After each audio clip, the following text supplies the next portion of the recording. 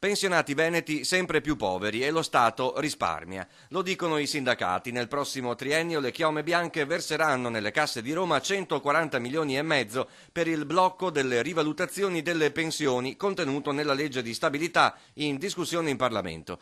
In soldi, per chi oggi percepisce un assegno mensile lordo sopra i 1.500 euro, vuol dire che dal 2004 al 2016 percepirà 615 euro in meno.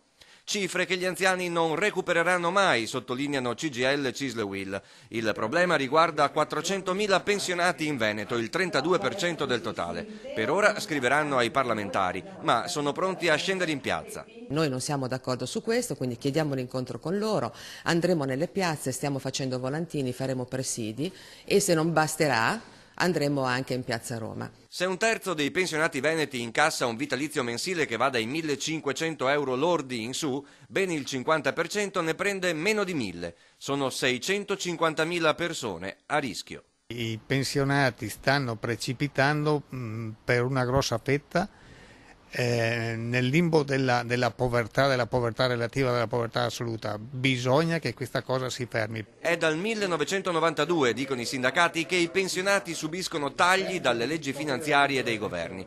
Sono 36.000 i centri di costo dello Stato, ma anche stavolta viene colpito il reddito fisso medio-basso e non si fermano gli sprechi e le rendite. La politica ha difeso se stessa e ha colpito la parte più debole del paese, senza colpire tutta quanta quella che è la rendita immobiliare e finanziaria. Molte rendite finanziarie sono state fatte con l'evasione, molte rendite immobiliari sono state fatte con l'evasione, lì non si colpisce, ma si colpisce il reddito piuttosto che la rendita.